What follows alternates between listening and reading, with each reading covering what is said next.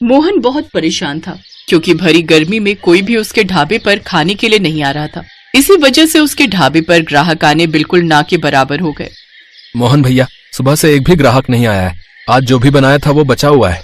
तो एक काम कर, ऐसे ही लोगों में बांट दे और बाकी का तुम और बाकी सब घर ले जाना, क्योंकि गर्मी से खाना खराब हो गया तो फायदा ही क्या। मैं घर जा रहा हूँ, तू चाबी घर ही दे जाना, ठीक है? मोहन घर चला जाता है। मोहन बहुत उदास था।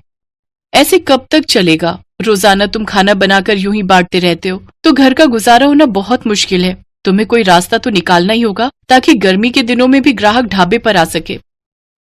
सोच तो रहा हूँ सविता, पर पंखे की हवा में कोई बैठना पसंद नहीं करता और शहर जैसे एयर कंडीशनर लगाने के लिए बहुत पैसे चाहिए। उसका बिजली का बिल भी बहुत आता है और इतनी कमाई नहीं है अभी कि मैं वो सब कर सकूं। देखता हूँ, कोई ना कोई रास्ता तो निकालना ही पड़ेगा। अगले कुछ दिनों तक मोहन को कोई रास्ता नहीं सूझा। मोहन के ढाबे के सामने सुबोध नाम के व्यक्ति का एक नया एयर कंडीशनर ढाबा खुल गया, पर गांव में इतनी लाइट ही नहीं थी कि सुबोध का एयर कंडीशनर ढाबा चल सके। अरे इतना पैसा लगाया कि एयर कंडीशनर ढाबा खोलूंगा, पर देखो गांव में लाइट ही नहीं होती कि मेरा ढाबा चल सके। मैं तो सब कुछ बेचकर शहर जा रहा हूँ, वहीं होटल खोलूंगा। मैं तो कहता हूँ तू भी शहर आ जा, वहीं मिलकर होटल खोल लेंगे। नहीं सुबोध भाई, बहुत जीवन गुजारा है इस गांव में, पैदा यही हुए हैं, बचपन से यही रहे हैं। हमारे पूर्वजों की धरती है ये गांव। मैं इसे छोड़कर शहर नहीं जा सकता। मैं यहीं कहीं कोई इंतजाम करता हूँ। सुबोध के ढाबा बेचकर जाने से मोहन थोड़ा और घबरा गया। मोहन भैया, सुबोध भैया ने कितना बढ़िया ढाबा खोला था, पर लाइट की कमी की वजह से उनका ऐसी ढाबा बंद हो गया।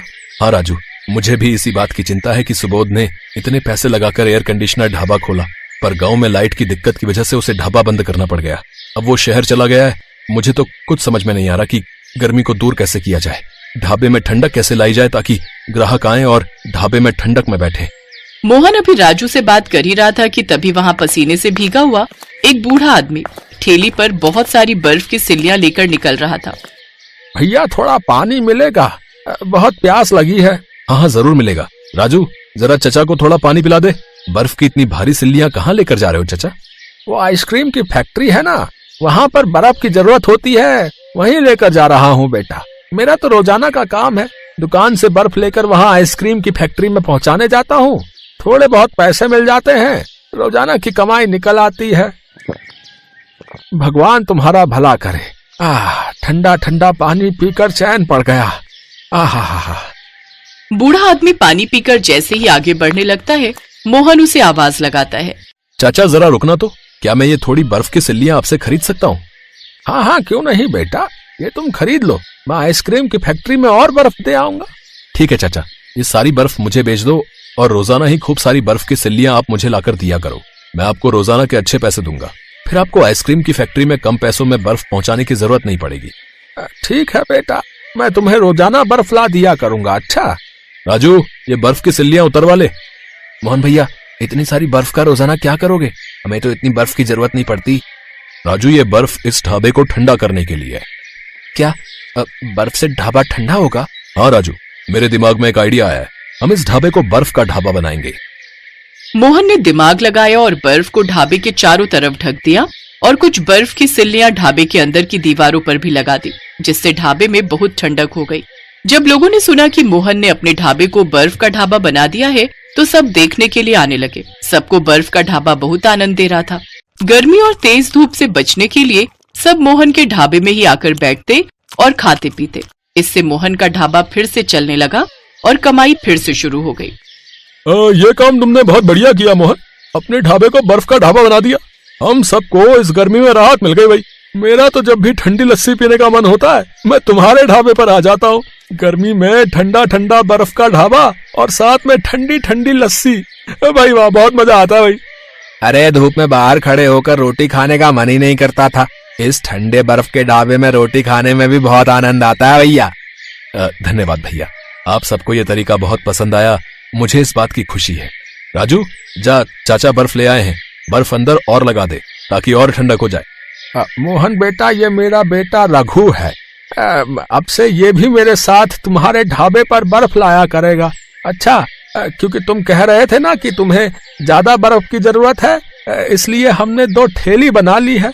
अब ये तो बहुत बढ़िया किया चाचा, ये लो आपके आज के पैसे। मोहन की बर्फ के ढाबे की तरकीब कामयाब हो गई। गर्मी से लोगों को राहत मिली। मोहन का काम अच्छा हो गया और साथ ही वो बूढ़ा आदमी जो बर्फ बेचता था, पहले इतनी दूर जाता था पर कोई कमाई नहीं होती थी, पर मोहन के ढाबे पर बर्फ बेचने से उसकी भी अच्छी मदद हो गई। इस कहानी से हमें यही सीख मिलती है कि हमें कभी भी परिस्थितियों से घबराना नहीं चाहिए, बल्कि उनसे बाहर निकलने का मार्ग ढूंढना चाहिए।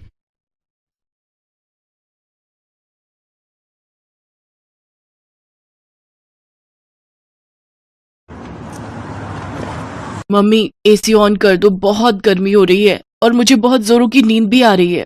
ओए, अभी तो तू एसी खोलने के लिए बोल रही है। कल को जब दादी के पास गांव जाएंगे तो वहाँ कोई एसी नहीं मिलने वाला। मम्मी, क्या मयंक सच कह रहा है? दादी माँ के घर पर एसी नहीं चलेगा? ये सब बातें वहाँ जाकर पता चलेंगी।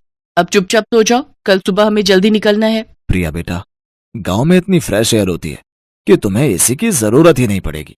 तुम दोनों वहां जाकर देखना कितना एंजॉय करोगे। वो तो पहुँच कर देखते हैं। ये अटैची बंद करो। पूरे 3 महीने कैसे रुकेंगे, वो भी मई जून की गर्मी। और माँ जी को भी ननद जी की सगाई का फंक्शन गर्मियों में ही रखना था। सुहाना, मधु के ससुराल वाले शादी सर्दियों में मांग रहे हैं, इसलिए माँ ने सगाई का फंक्शन रखा है ताकि बात पक्की हो जाए। चलो ये लो, अटैची पैक हो गई है। टाइम से सो जाओ, सुबह फिर मुझे कार ड्राइव करनी है। Good night. विंटर्स में रख लेती। मनोज का परिवार गांव में रहता था। सुहाना और बच्चे पहली बार गांव जा रहे थे। सुहाना की शादी के बाद उसकी सास और ननद ही शहर में रहने आए थे, पर सुहाना का कभी गांव जाना ही नहीं हुआ।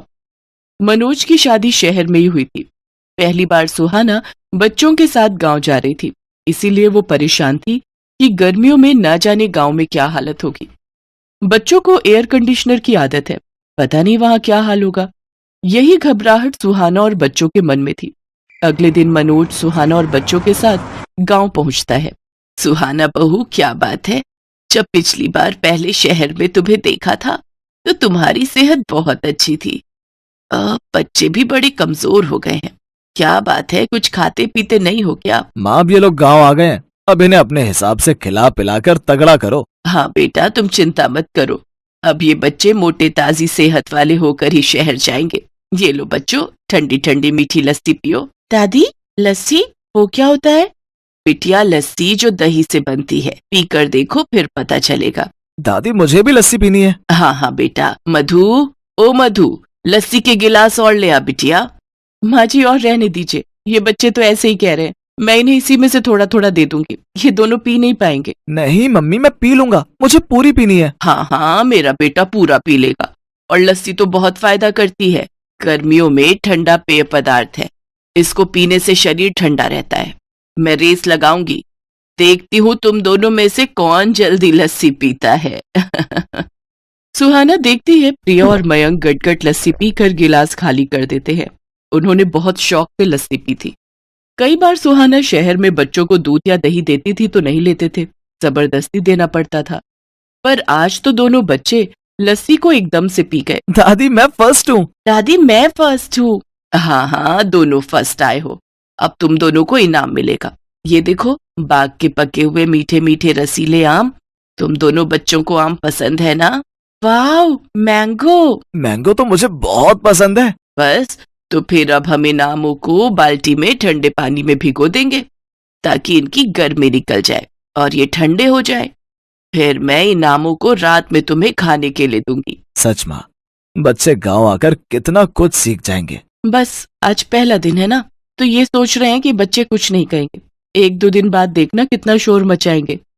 अब आज रात को जब इनको एसी नहीं मिलेगा ना, तब पता चलेगा शहर की गर्मी और गांव की गर्मी में कितना फर्क है। गर्मी के मारे जब पसीने छूटेंगे, मच्छर काटेंगे, तब कहेंगे वापस शहर चलो। क्या हुआ भाभी, आप क्या सोचने लगे? ये लो आपकी लस्सी। और शाम के खाने के लिए मैंने दाल चावल, अरबी की सूखी सब्जी और मटर पनीर बनाया है। वो माँ कह रही थी कि बच्चे दाल चावल पता नहीं खाए या ना खाए, इसलिए मटर पनीर शौक से खा लेंगे। हाँ हाँ ठीक है, वैसे मैं आऊँ क्या तुम्हारी हेल्प के लिए? नहीं नहीं भाभी, वो तो सब लोग मिलकर कर रहे हैं, आप आराम करो। कितने दिनों बाद तो हमसे मिलना हुआ है। मैं थोड़ी देर में खाली होकर आपसे बात करती हूँ, आप माँ के साथ बैठकर बातें करो। बच्चे गांव आकर सचमुच बहुत खुश थे। वो अपनी दादी और बाकी सब रिश्तेदारों के साथ खूब हंस खेल रहे थे। रात के समय प्रिया बोली, दादी गर्मी लग रही है, एसी ऑन करना है। अरे बच्चों, तुम दोनों मेरे साथ छत पर चलो, सबके बिस्तर छत पर ही बिछाए हैं। माँ, कितने दिनों बाद आज हम सब मिलकर छत पर सोएंगे। सचमुच बहुत ही बढ़िया नींद आएगी। अब तो मेरी आंख सुबह ही खुलेगी। मधु, मुझे तो एक मोटी चादर दे देना, रात को ठंड हो जाती है। ठीक है भैया।